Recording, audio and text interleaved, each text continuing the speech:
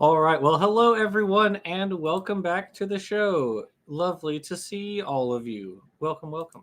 Okay, we got a great show for you today. I mean, we always have a great show for you. But today, we have the man, the myth, the legend himself. We have Aron joining us. Welcome to the show. Thank you very much. Happy to be here. It's been a while. It's been a little bit since... I don't remember the last time we talked on screen. I think actually it was in person the last time we talked. Yes, back at Faithless Forum. Yeah.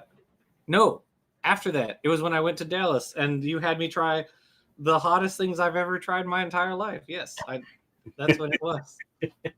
I'm very glad that the there's too much sound interference so the world doesn't get to see me like crying on camera. Yes, that was too bad that we couldn't use any of that footage for all the background music that we're playing. For the record, Aron brought a sauce with him called End of Sanity, which I still tell people this story. And he told me to buy get one ghost pepper. I normally carry pepper instead of sauce, but go ahead. Well, so he tells me get one plain wing. And so I was like, okay. And he puts like one little drop of the End of Sanity on there, and it felt like getting like backhanded. It was like what 2.5 million Scoville, something like that. Yeah, an insane amount. And then he also had me try the hottest sauce at this place, which was called Napalm, which I'm not sure if it was worse. Like they were both pretty bad. But we ordered Napalm there. The girl at the counter said, "Oh no, it's so hot, it's not even good. We're supposed to discourage you from ordering that. Get the next level down." And I got most of my order in the next level down, but I had to get 2 pieces in that top one. Yeah, so a friend of mine got to watch me. It was like tears are streaming down my face as I try these sauces. Oh, hello. Who is that? This is a year-old reticulated python. His name is Heretic. He has a little, you can't see it very well, but he's got a question mark on the top of his head.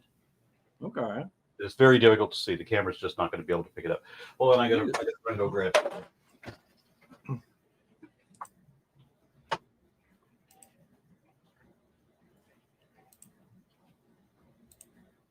And then also joining me, we have Peter, my host and co-host. I didn't want to interrupt you juggling. I love the juggling. That is the best. Yeah. Okay. Sorry to have to run. We have On quick question. Yeah. Can you move the mic a little bit closer? Yeah. There you go. We have a ball python. This little guy will be eventually about 12 feet long. Oh my gosh. Yeah. 25, 30 pounds, something like that. Good Lord. But he's just a baby right now. Just a little baby. Yep. Yeah, we have a ball python at the aquarium where I work named William Snakespeare. And he's mostly blind, unfortunately, but he is very cute, very tame, very good about being handled. So yeah, I'm trying to think of a name for the one I just picked up yesterday. Normally, the Australian jungle carpet python. Normally, those are as adults, they're at least $700, and the diamonds, the diamond python is at least like $1,800. So they're really expensive. And what we got yesterday was kind of a rescue situation where we got a hybrid of the two, and $200. Wow. Yeah. So I mean, could not walk away. When I looked at the price, I'm like, really? I can't not get this. Yeah. Yeah. Y'all don't even know what you got here. That's how I feel about books all the time. My wife and I are always, anytime we go to a bookstore, we have to get books. You know, you can't really see it, but this is like one of 3 shelves books. And I keep buying more. I don't need to buy more, but I keep doing that. I have a problem. Anyway, It's called What are we talking about today? So I want to have you on to talk about a topic that's very near and dear to all of our hearts here, and that is disinformation, not just misinformation. So not people being just, uninformed; they are being intentionally misinformed. Yep. And you have a longer history than I do of dealing with this. You've long run a channel that combats young Earth creationism. You still do lots of debates and stuff. Done lots of videos. You've written a book, which I have on one of the shelves, The Foundational Falsehoods, which is quite good. I like the videos also. And so, in that time that you've done all this work, I would say you probably have like a finger to the pulse on where like our sort of modern state of creationism is. What would you say in terms of like today where we are now? How prevalent is young Earth creationism compared to like when you started your channel? Well, if we're talking about disinformation, we can't keep it limited just to young Earth. Oh, I agree. Yeah. We got to be talking about flat earthism and Mhm. of course virtually everything going on in politics right now. Yep. So no, don't talk about the Epstein files. Talk about the real cover up, like when we just found Obama guilty of something. Obama, yeah. So Fox News was suddenly starting talking about Hillary's emails. Yeah. Like 2 days ago. Yeah. Which is funny because the conservatives have their own version of but her emails at this point, with literally just this year, the Signal group chat that was leaked in which they were, which Pete Hegseth and pretty much all of Trump's cabinet were talking about bombing, I believe it was Yemen, which is on a different level than Hillary's emails, because Hillary's emails were not about anything private as far as I remember. Like, obviously shouldn't have been using a private email server. That shouldn't have been happening in the first place, but nothing that was in there was potentially harmful to the entire country's, image. It didn't put any soldiers' lives at risk, but they were literally talking about an active military campaign in Signal, which is not a secure server. And it's already gone. Everyone's already forgotten about it. What do you think about that? Well, Ivanka Trump was caught with exactly the same type of email server situation as what Hillary had. Okay. Yes. But it just doesn't matter when it's Ivanka Trump. It only matters when it's Hillary. Yep. So it all depends on who you are and who you know. That's true. It's not what you know, it's who you know. Oh my God. Why does he keep doing this? It's ridiculous. That's why they still want to talk about Hunter Biden's laptop. They'll do anything right now to distract any way that they possibly can. So the disinformation campaign, all about controlling the narrative, knowingly lying because it matters what people believe, because you need to manipulate how they vote. And that's pretty much what we got going on here. Creationism is just a tool to that end. I'm sure that your fan base is probably aware of the Wedge document put out by the accidentally leaked from the Discovery Institute, wherein they admit that one of the ways that they were going to try to overturn our constitutional republic and replace it with a theocracy that enforces God's law was that they were going to cause everyone to question science by using creationism. And in creationism, it is entirely supported. Absolutely all of it is supported only by frauds, falsehoods, and fallacies. There's not one bit of it that they can say that they can talk about that we can show is actually true and indicative of their position. Not a bit of it, not at all. It's entirely lies. Everything. As I said, frauds, falsehoods, fallacies. There's logical fallacies. Everyone, the distractions, the God of the gaps, the question begging fallacy is ubiquitous throughout every religion, and that's the one they start with. So it's every kind of illogical thinking that's also backed up by out and out lies. And yeah, and of course they're making a bucket of money on it as well. I mean, Answers in Genesis takes in something like $20 million a year, and all they do for a living is distort information and lie to people on purpose. They just write blog posts. That's pretty much all they do. Them, the Discovery Institute, ICR, they all just literally are just putting out blog posts and getting paid to do that. Somebody asked me today if I wanted to make a rebuttal video for something Answers in Genesis said, and I'm thinking if they do it in video form, maybe I'll do that. But I'm not going to be like rebutting blog posts in a video. That's just boring. When I was there, when I was at the Noah's Ark thing, when they opened that, they introduced me to a bunch of the writers for Answers in Genesis, and I remember one of them told me how I keep them on their toes, and I guess it's because they have a conclusion that must be reached, regardless whether it is true or not.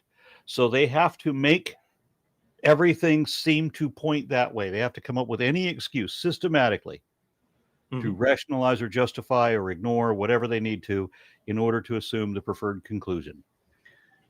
It's absolutely the opposite position of science. Yeah, absolutely. We've done that before on here. We've responded to the it wasn't AIG, it was which, by the way, in case anyone's not aware, the Speaker of the U.S. House of Representatives, Mike Johnson, is an author for Answers in Genesis, by the way, just in case you were unaware. He has written for that organization. But also, we did a series where we talked, we read over, there's PragerU, which isn't a U, it's just a blog on YouTube. PragerU now gets... There's Republican organizations that are trying to get accreditation for Prager University. It's not even a thing. Yeah. Yeah. And it's just awful. We watched one of their videos the other day, and it was on climate change. It was terrible. But we Discovery Institute has their own little blog post called Discovery U, which was mostly written by Casey Luskin. And we read through that, and you're right. It is terribly boring reading his slop.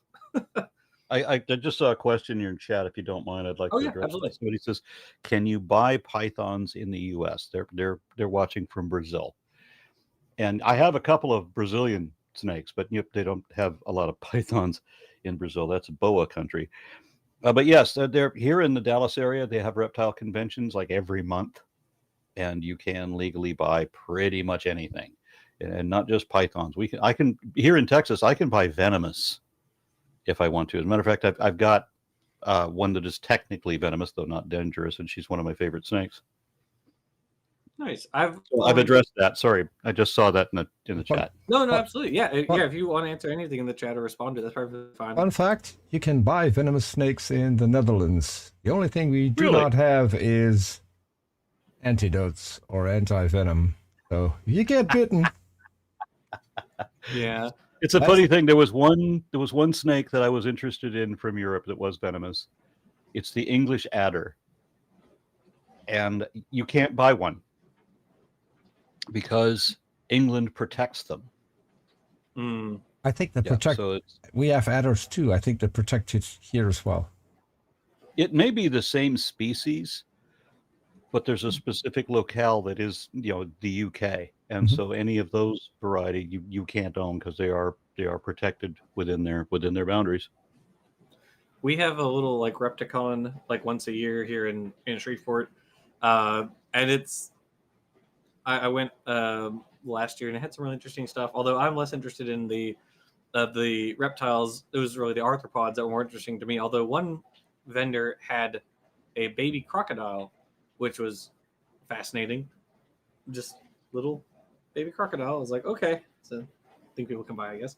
But yeah, the seeing a solifugid up close for the first time, that was really cool. Really? Yeah. I grew up in the Southwest desert. I mean, we were just immersed in those things all the time. Well, we're subtropics over here. It's a bit too wet for them, but yeah, they're really cool, beautiful animals. They look ferocious. It's funny that they're harmless because they look They're scary. look Yeah, they're scary deadly. looking. And they're so aggressive. I mean, they're very often quite big for a bug, you know. Yeah, They are fiercely aggressive. They will just charge at you. So. Yeah. My.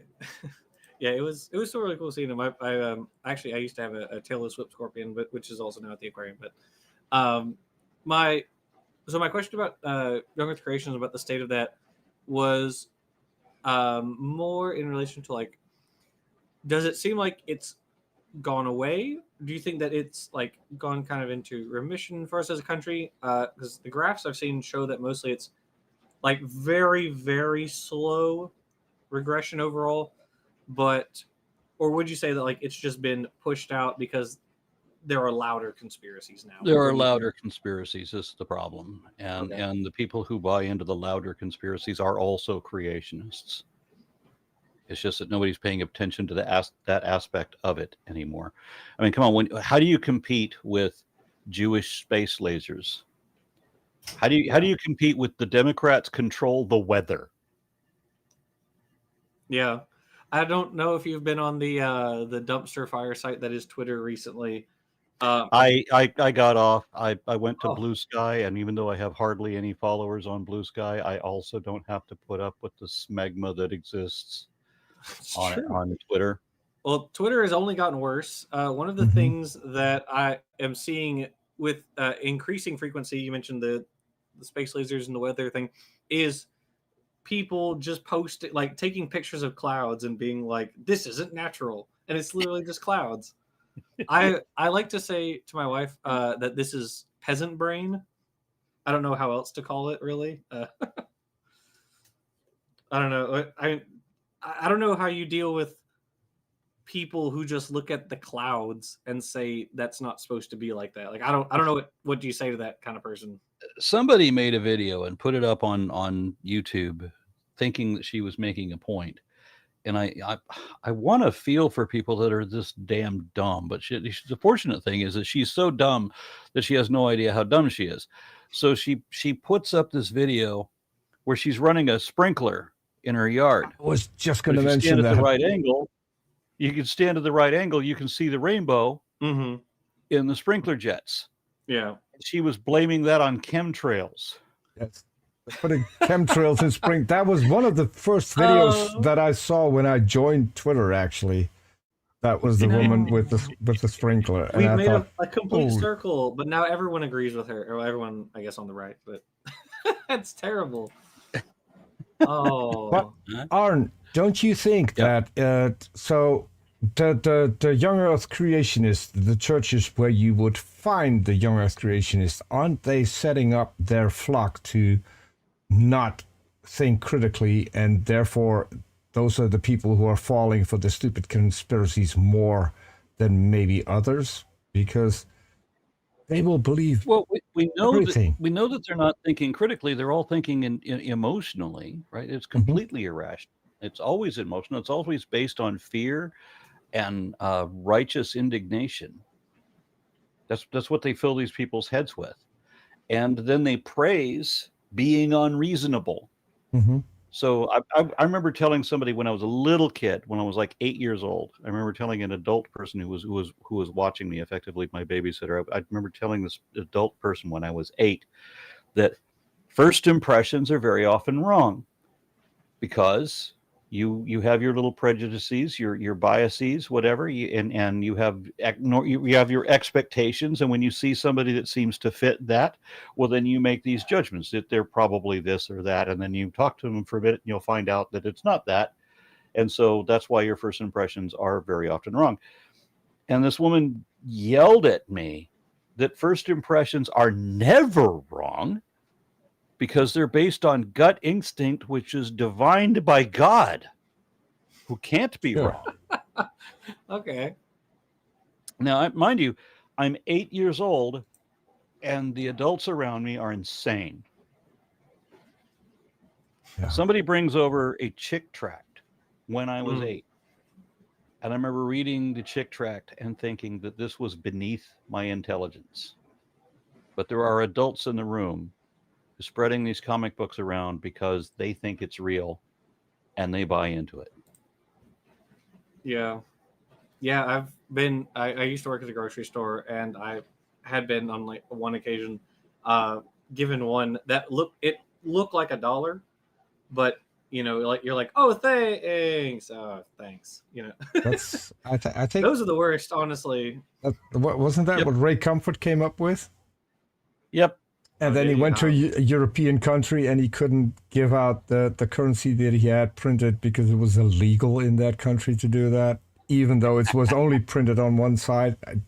I think it should be illegal. Yeah, that's. There was a guy in Australia that wanted to be on a hangout with me so that he could argue with me about where he thinks I'm wrong politically.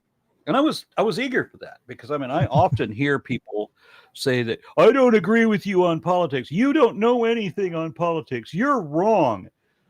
But they won't say how. Mm-hmm. Yeah. It's possible that I'm wrong.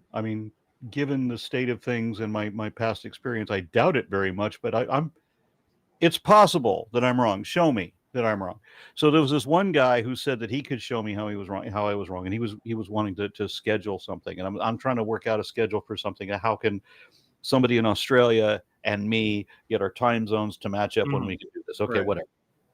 But then he writes back and says that he can't do it after all. He can't be on the hangout with me at all because of Australia's anti-hate law, hate speech laws. Hate speech? You're saying without our conversation being judged by officials, you're saying before the conversation even begins, you know what you're going to say. Yeah. And you're worried that you're going to be arrested for hate speech. Yeah. I think by virtue of that admission, you're wrong. Yeah. We just don't need to have the conversation. Yeah.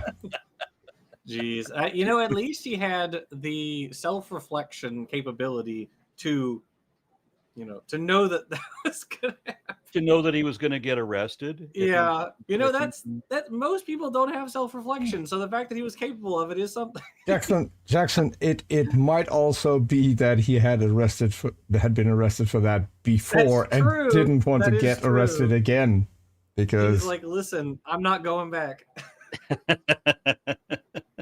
That's true. I don't think I've ever had to worry about whether an argument I was going to make violated hate speech laws. Well, there is one exception. There's the censorship on Facebook. Okay. When I tried to explain to somebody that we are all apes, oh yeah, that was taken to be a racial slur. So now I'm trying to argue with Facebook if you could just figure out how to do that. Request the review of what I said. Right. How could it be racist if I said we are all? And in the description, I'm explaining what ape means. It's any member of the taxonomic superfamily Hominoidea. So that was blocked by a bot. We know that was blocked by a bot. It couldn't have been blocked by a person. Yeah. And then I request a review and it's still denied. Have it reviewed by somebody who breathes and exchanges gases. Yeah. Yeah. That's probably not going to happen. A similar problem happens on, I think, most social media, just because there are so many posts going through at any one time and like if you look at Twitter, for instance, they cut the staff of people whose job it was to review tweets, and then it's no surprise that hate speech went through the roof and all the advertisers left. It's not shocking whatsoever. Well, reporting on Twitter doesn't help anymore. I report about 30 conversations in my DM a day. Yeah. I still have to get back. So usually you got, okay, we received your report. It's going to be reviewed. I haven't had any of those since at least 4 months, and I've been reporting 30 people a day. So yeah, I give up any better because I have people complaining to me all the time that they think I'm deleting their comments. Mm-hmm. And I'm like, I don't have any idea if you ever commented. I'm reading this comment where you're complaining about me blocking your comments, Right.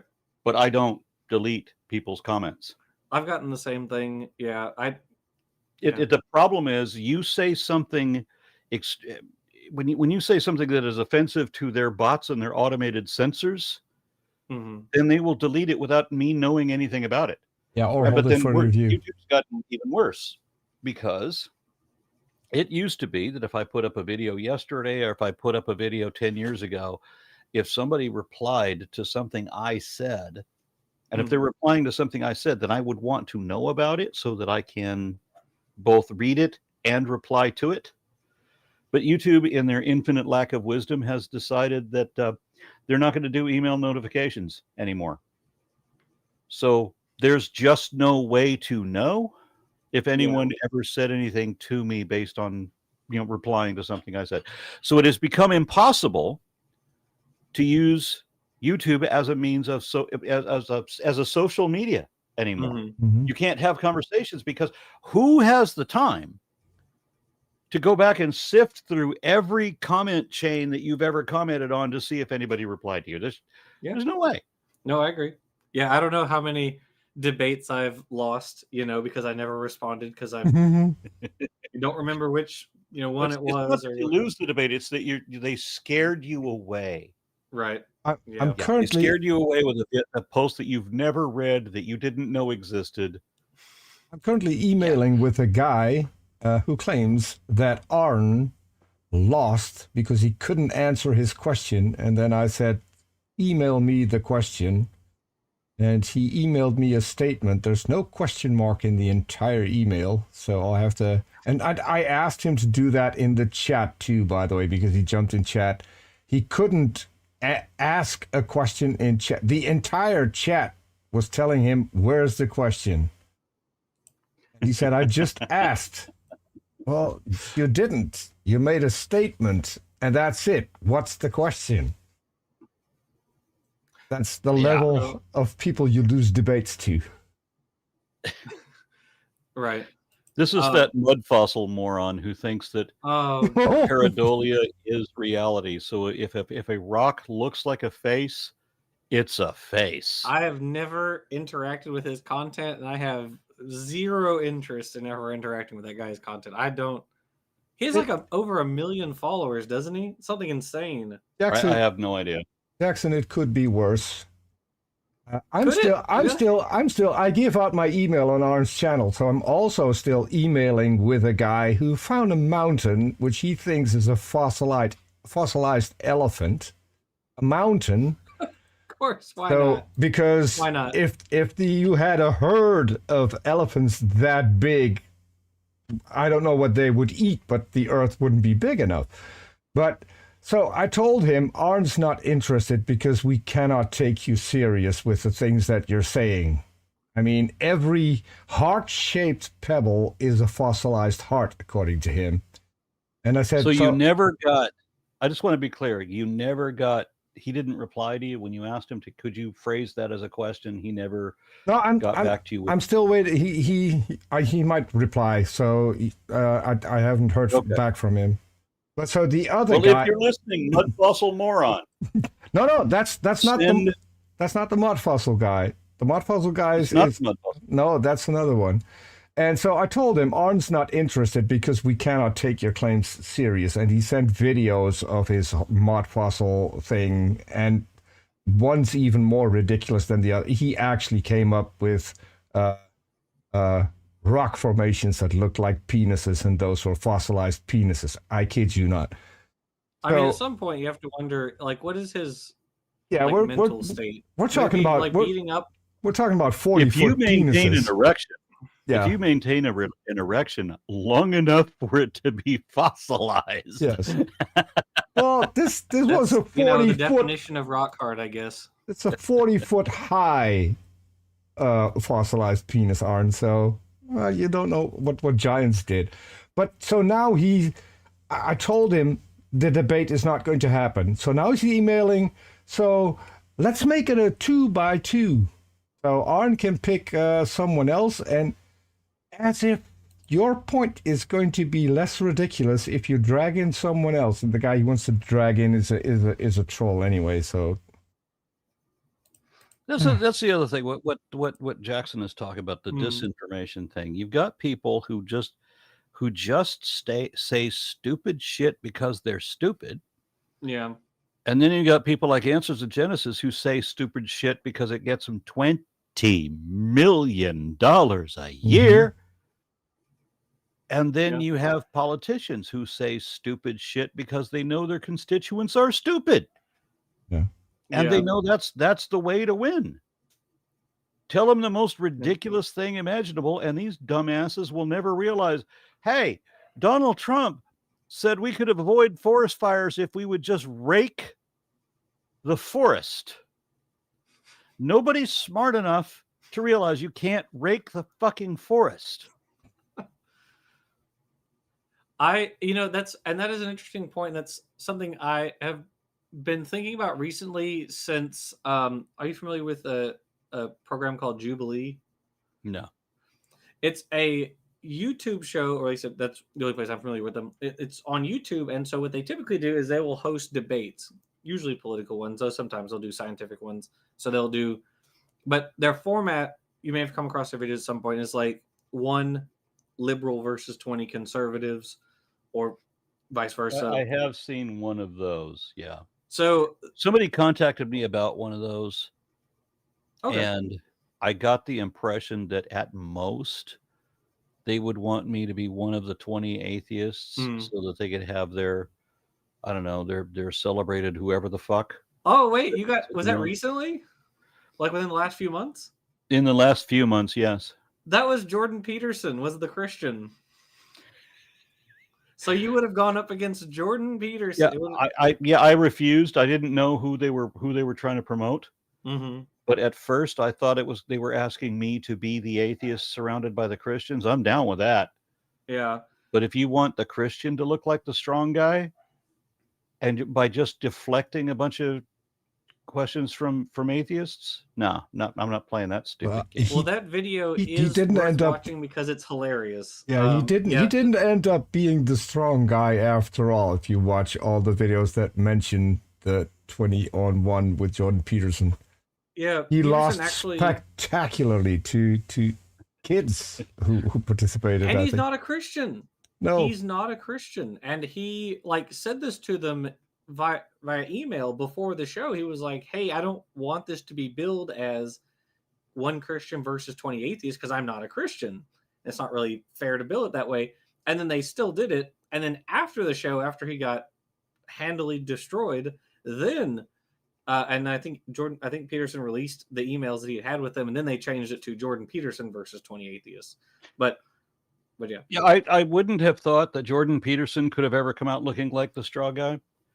but they often set themselves up like this, right? It's going to be me against the world, right? And so we bring 20 of these other people, and so I'm one of the peon 20 people. So I'm already incensed. I thought they wanted me to be their center guy to face all the Christians. Okay, we're good. Oh, no, you don't want that. You want to give me 10 seconds to ask some weirdo a question that he can then I have shown how easy it is to argue their position. When I was on Dogma Debate, the old radio show, I would get actually drunk, which is not something I do. I mean, I do drink. People see me drinking, good stout beers and everything, but I don't get drunk. Well, for this show, I would get drunk and then talk in a stupid Southern accent and deflect the argument. I would just play the part of an evangelical Christian and deflect all these arguments from scientists and make them all stupid and make them all frustrated because I'm just being stupid. It's so easy to play their game. They don't have to be right. They just have to sound confident. Yeah. There was a debate. I don't know if you remember Scientist Mel, but she did a debate with a guy who was a cancer denier a number of years ago. And she was already a bottle of wine in and was on her second one during the debate. Bottle of wine. Okay. Yeah, she was on her second bottle of wine during the debate. She had already done one before, and she was thrashing this guy because it's In like, all how are you gonna fairness, deny cancer? in all fairness, I did several shows with scientist Mel. The more she drinks, the better she gets at communicating science. I am not kidding. Maybe I need to try that. Yes, she's that good. She is But that it good. seems in order to argue the creationist side, you kind of have to be drunk. Yeah, Yeah, just honest, to be in the right well-informed, mindset. or creationist. it keeps you from going insane, I guess.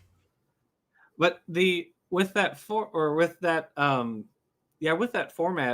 what that kind of does is it promotes the person who can say the most audacious thing, right? Whoever can say, if it's like one liberal, whether it's like Destiny or Sam Cedar or Mehdi Hassan, whoever, versus 20 conservatives, what you remember from the show is the conservative who said the most audacious thing. And so there's this selection pressure in a sense for who can say the next craziest thing and who can say the next craziest thing and so on. And it seems to me that, to your point about trolls or grifters or whatever you want to call them, like there is a very real pressure for these guys to get crazier because that gets them more views. What do you think about that? If you get crazy enough, they'll give you a position in the government. True. Yes. All you got to do is eat roadkill, cut the head off of a whale and of a beached whale and put it on the roof of your car and drive it home.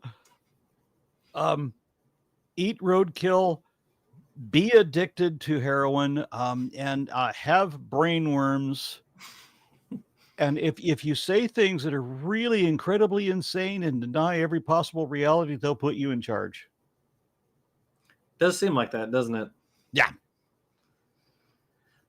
Yeah. I like somebody's comment says, I'm not dying of cancer, I'm dying of Capricorn. Did he?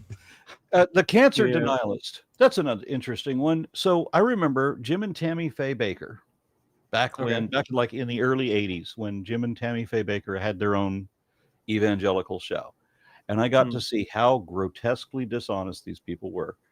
So one of their guests one day, and I'm pretty sure this was around 1982, one of the guests on the Jim and Tammy Fay Baker, I forget what the title of their show was, but they had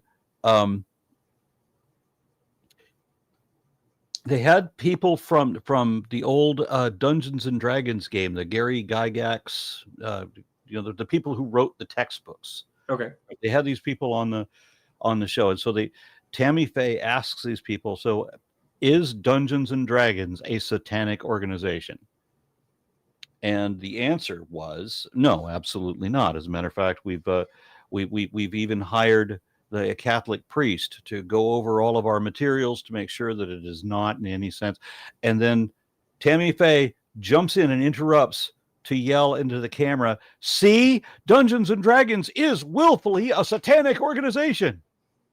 Yeah, because they got a Catholic. I have to wonder, how fucking stupid do you have to be to believe her, to hear what he's saying and then hear what she's saying? How can you still be dumb enough to take her side of the argument?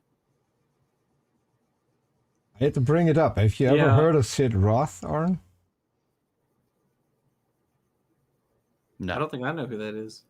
Oh, so please don't do yourself the favor and Google that. Sid Roth has he's not even a Christian. I think he's a Messianic Jew who has a show about Christianity, and he has all these unbelievable things.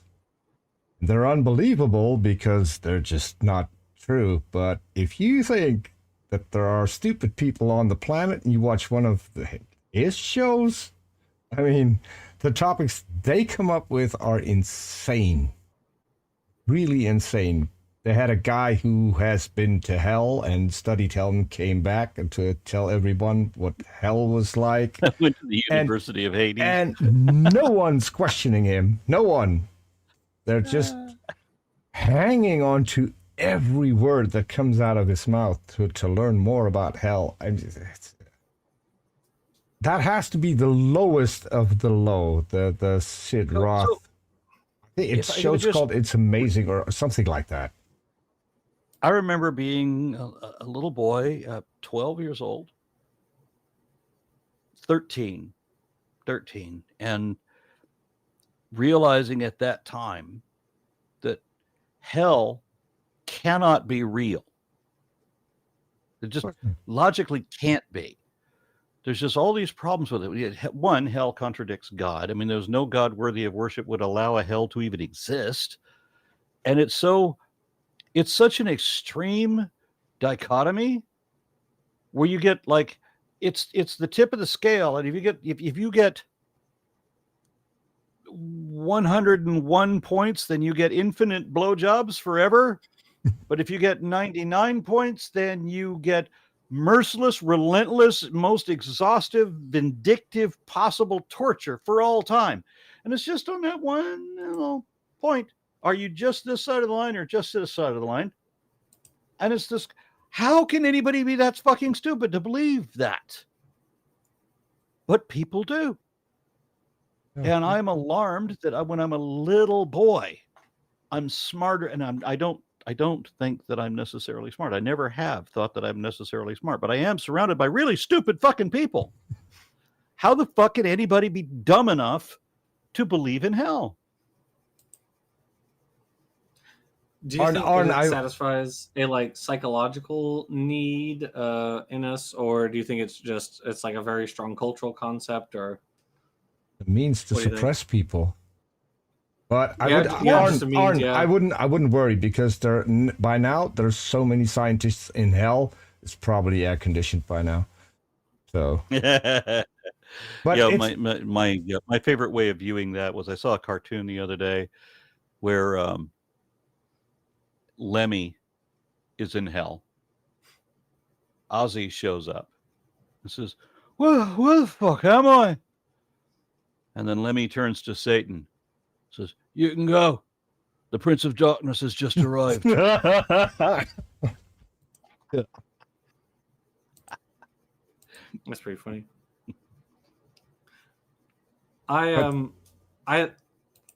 So with our current state of disinformation, the aspect that you tend to focus on is like the religious fundamentalist aspect, right? That's evolution is not really fought by like industries, right?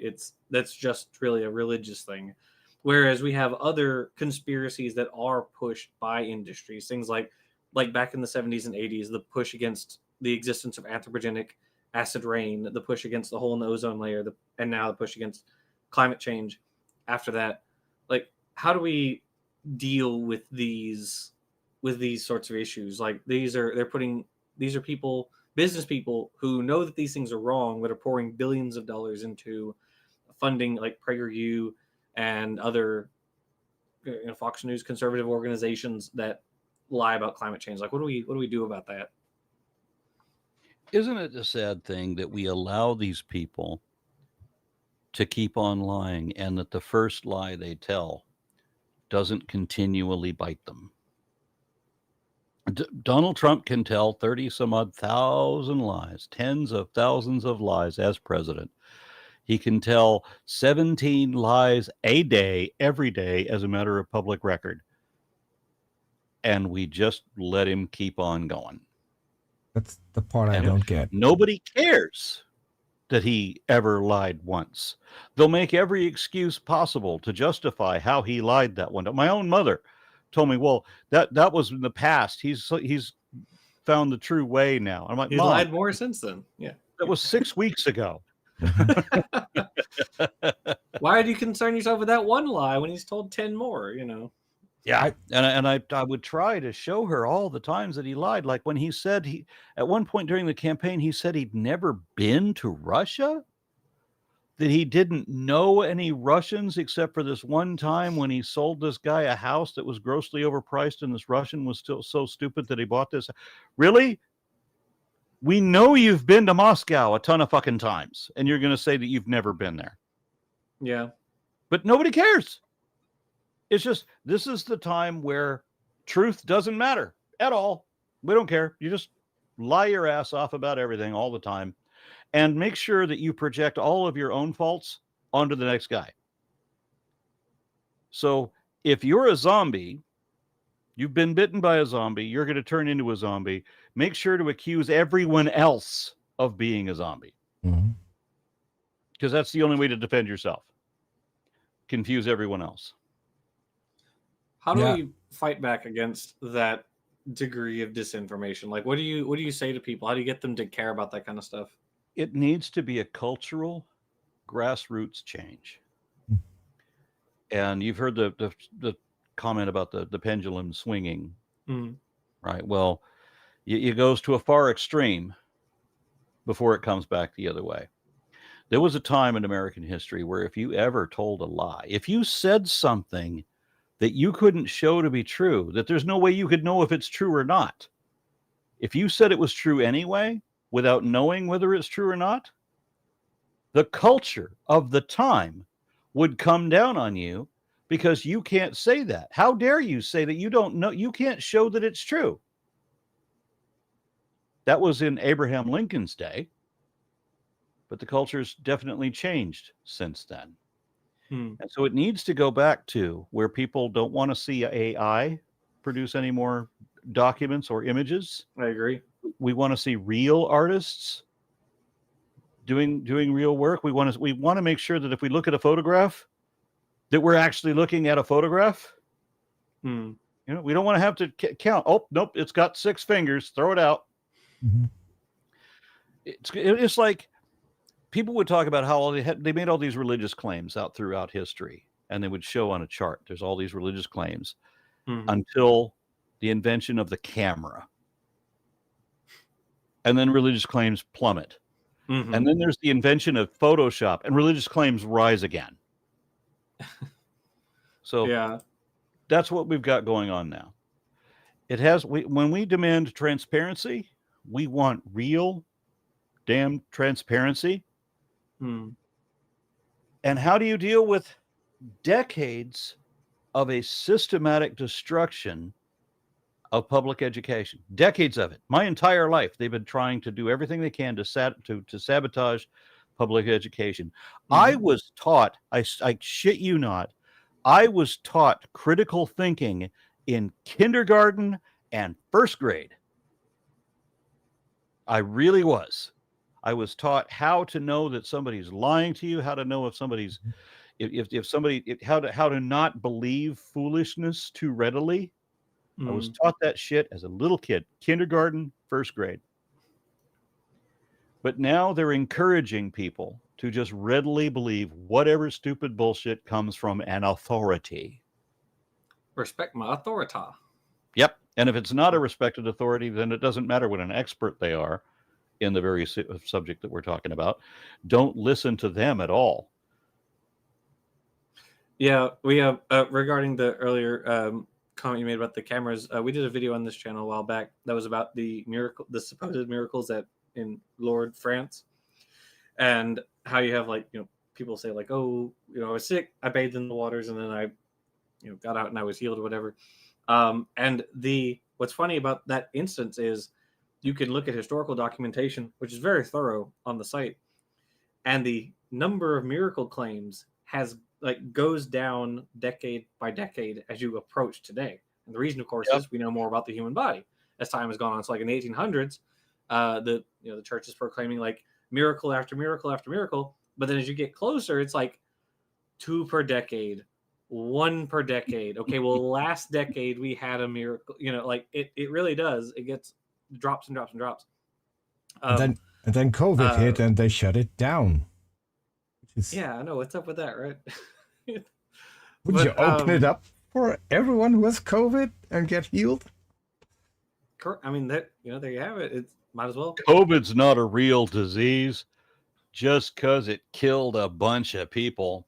Well, right. It's both a bioweapon and it's not as bad as a cold. Basically, it's both. That's it's the mind-boggling thing that I see if I look at the news in the United States. So Trump is not on the Epstein list, which doesn't exist, and then Trump says they discovered hoaxes of him being on the Epstein list that Pam Bondi now says Obama, doesn't maybe? exist. Yeah. So what is Yeah, it? and people are saying, well, the reason the Democrats, the reason that Biden wouldn't release this while he was in term was because Bill Clinton is on that list. Well, I don't think that it was as relevant to release that list when Trump had been defeated, and all the sane people thought there's no way that lunatic could ever get elected again.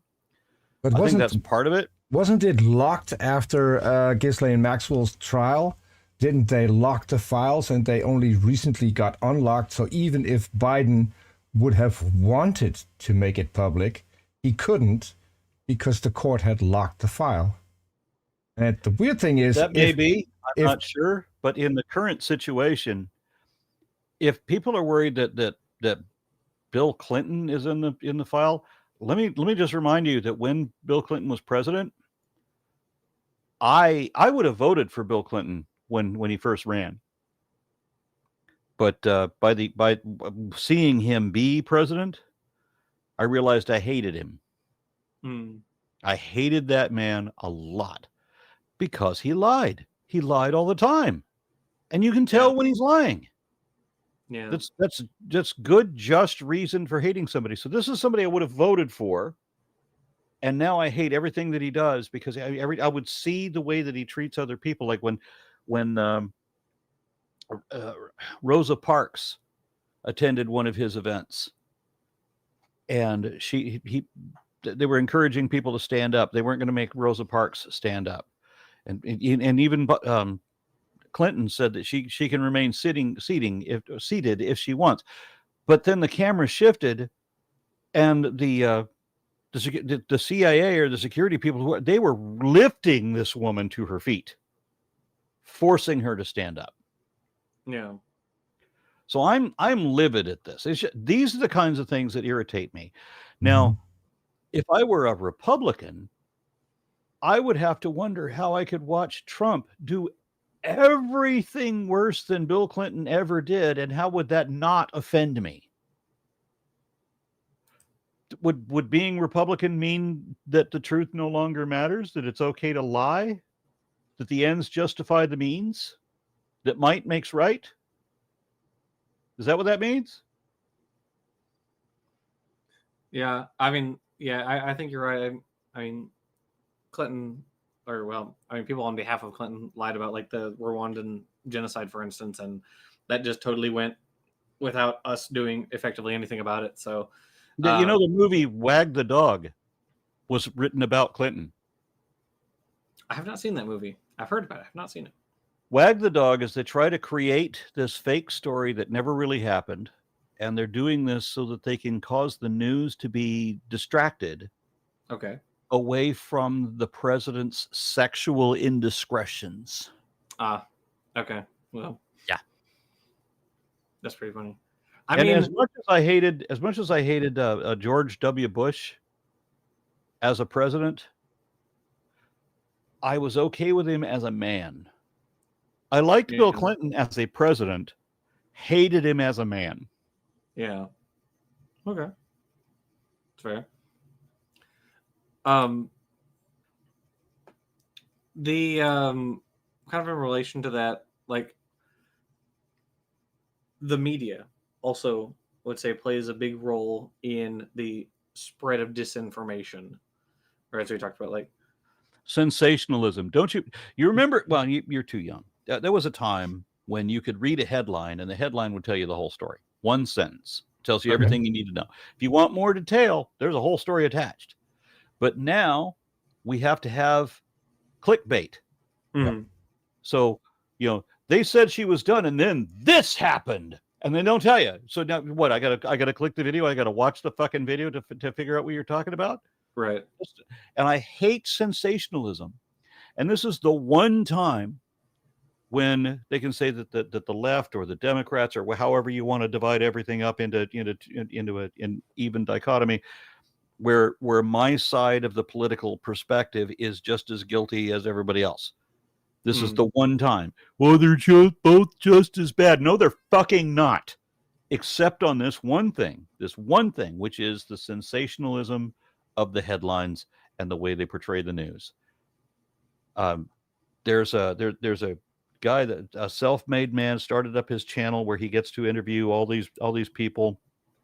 I can't remember his name right now.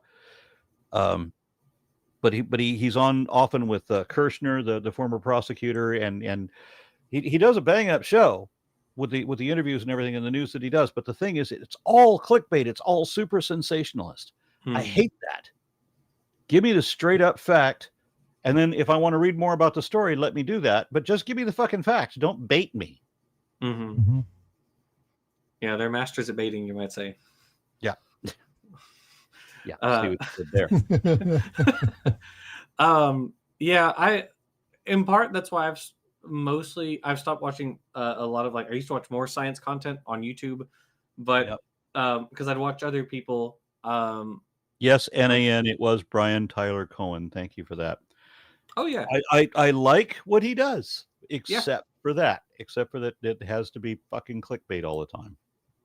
And then with all these things, whenever the other frustrating thing is when they talk about somebody being destroyed or shut down or whatever, but that person isn't even aware that you criticized them. Or it wouldn't have mattered if you did. So how are they destroyed? If they're oblivious, they're not fucking destroyed.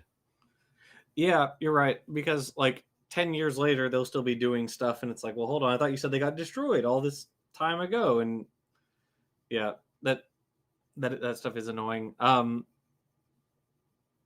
When we did a video a while back talking about the war on science, which was based on the book by Sean Otto, not the new book by Lawrence Krauss and Richard Dawkins whining about trans people. But in the better Lawrence war on Krauss science joined Richard Dawkins in writing a book complaining about trans people. Well, so Krauss is he's the person who collected the essays into a single book, and in the book there's complaining about trans people, about wokeism and cancel culture and all this. So the book is called. There's a complaining about wokeism. What the fuck is wokeism? Can we just, because since we're doing a show on disinformation, can we talk about what wokeism is for a moment? Sure. That is when you are aware that other demographics probably face a greater level of diversity than I, as a white, cisgendered, heterosexual male, might.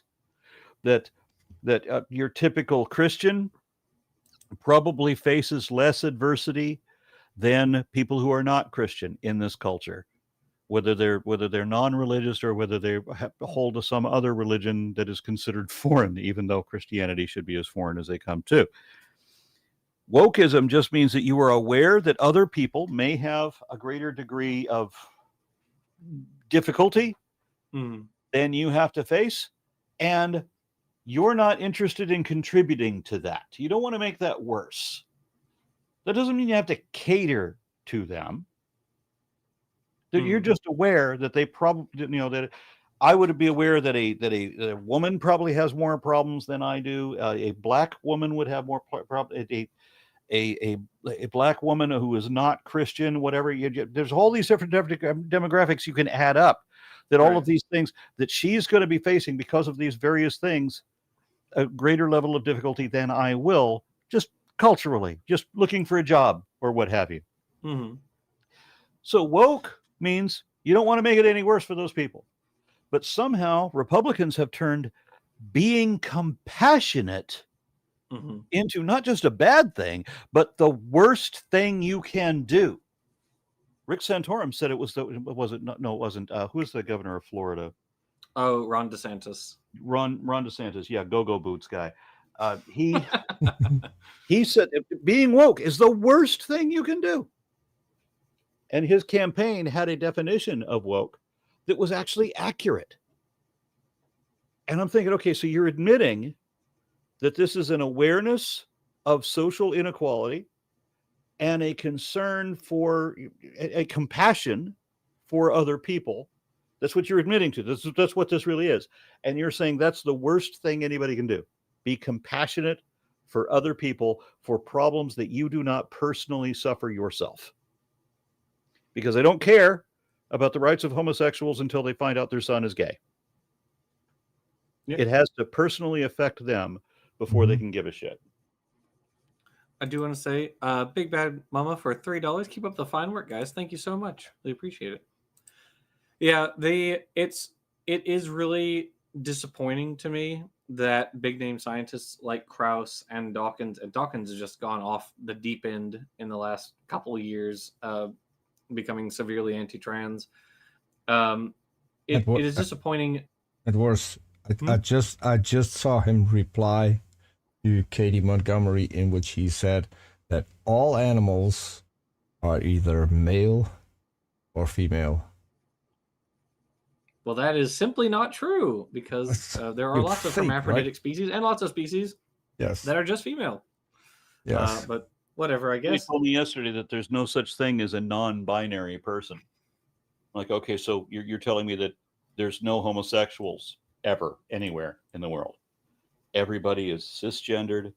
There are no hermaphrodites. They're what you would the old language, like my generation and older. Arn, you can't say cis. That's an insult.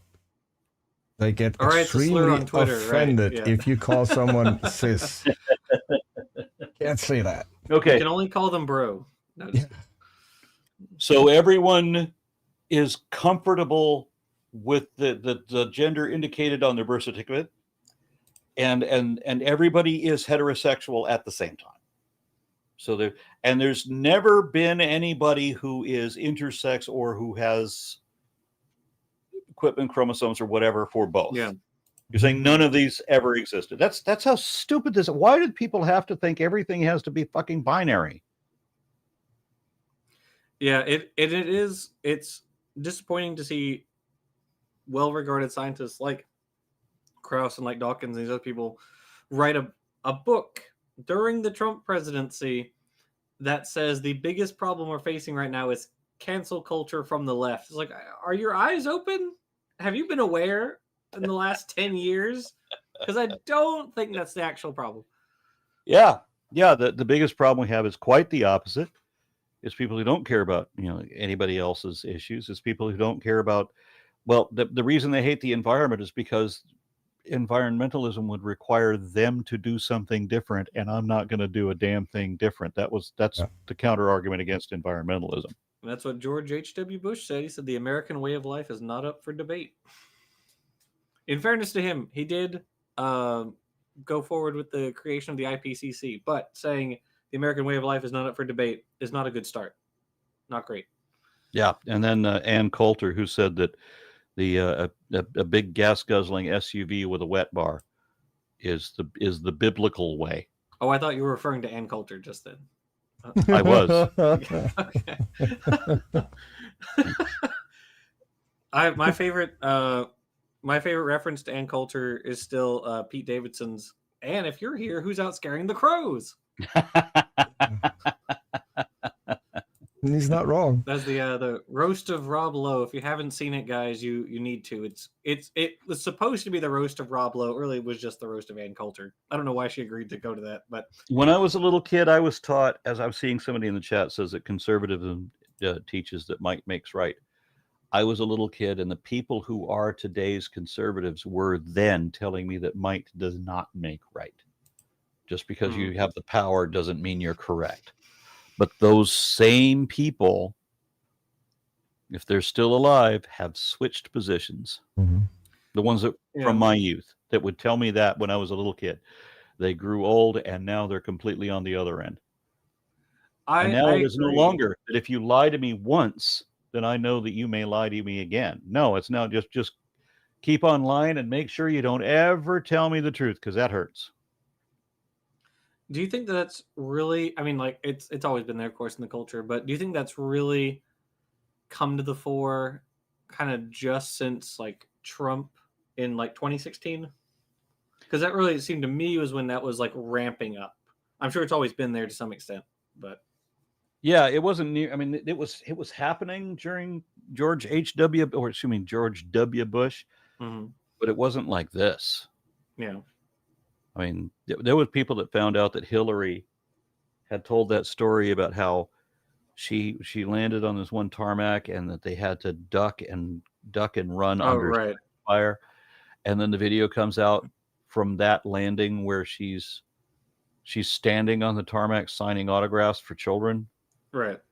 That one lie was enough to turn off a whole lot of people from ever voting for her. Yeah. Absolutely. Trump tells that many lies every 10 fucking minutes. What the hell, man?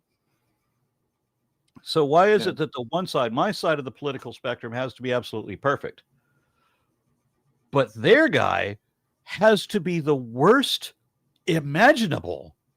Right? It's like when people say, well, you know, Kamala Harris wasn't the best choice. Oh, okay. So you didn't have the best choice possible. You had the best choice available, Right. but you didn't have the best choice possible. So you're going to vote for the worst person in history. Mm-hmm. Yeah, it's you're right. I think there is part of that. It's the Obama phrase, like, you know, they go low, we go high, which I think has done untold damage to the party. And there are the only people who I really see who fight back, who, you know, fight dirty, which I think we kind of have to do at this point, are like the internet celebrities who do like political content. Because in the meat space, I don't ever see politicians really, except there's like a handful maybe, who will really go toe to toe on their terms, right? They won't be aggressive. I mean, you don't have to lie. You can tell the truth, but you have to be aggressive about telling the truth. But I don't see that on our side, and I think a lot of people on our side who are in political office are afraid to tell the truth. They're afraid to be aggressive because they're afraid that might turn off their voters. What do you think about that? I'm so happy with people like Katie Porter, who unfortunately is no longer in Congress. I used to love watching her, the way she would tear into corporate fat cats. I watch a lot of, I don't watch a lot of the sensationalist shit. I don't watch, you know, Fox News. I watch the actual Senate hearings straight up. Mm-hmm. And that is enjoyable, because I mean, you get to see somebody like Katie Porter who would get some stupid fat cat on there and just blow him up so that the man is ashamed. He knows he's being exposed in public, and there's not a damn thing he can do to save himself, to defend himself. That was a lot of fun. I liked watching AOC. I liked watching Bernie, of course. And then now, Jackie, she's from Texas, and I can't believe I'm spacing on her name now, but she's a Texas representative, and she's on fire. She's wonderful. Wow. Jasmine Crockett. Thank you. NAN. NAN is coming to bail me out whenever how is it that how is it that a Dutch guy knows all of this? I just want NAN. How come? I'm on camera. Okay. No, over 6, I'm sure. Okay. Should I do my juggling? I'm sorry. I got a call. That's okay. Anyway, sorry. Actually, that does remind me. I do need to ask you about, or how long do you have before we need to let you go? I do have to go like pretty soon, because I was thawing out a rat for my big retic. Yeah. And it was ready when this show started. Okay, that's fair. Okay, so I guess in closing, I'll just ask, where do we go in terms of like actual solid policies for dealing with disinformation at the local level as well as at the like federal level? Where do you remember the debates during the election? You remember, like, J.D. Vance was complaining? I was told that we weren't going to get fact checked. Yes, I do remember that. It was great. If you're complaining that they're going to fact check you, then you're the problem. Yeah. You should not be concerned about whether somebody's going to show whether did what he said was it accurate or not. No, we need to know. You need to make sure that you monitor yourself first, because we are going to check your ass, and it better be correct. But as I said, it needs to be a cultural grassroots concern. That it needs to be the people themselves who realize that man's full of shit. There's no way he could know that. What he just said, I could prove that's wrong. That's the way we got to be. Culturally, everybody, and you need people wanting the truth, even though that might not be the thing they want to hear, but at least they get the truth. Yep, I agree. Well, thank you so much for coming on with us today. Really appreciated the conversation. My pleasure. And thank you, Peter, for hosting. And thank you, everybody in the live chat, for watching. And we will see all of you next week. So bye, everybody. Bye, everyone.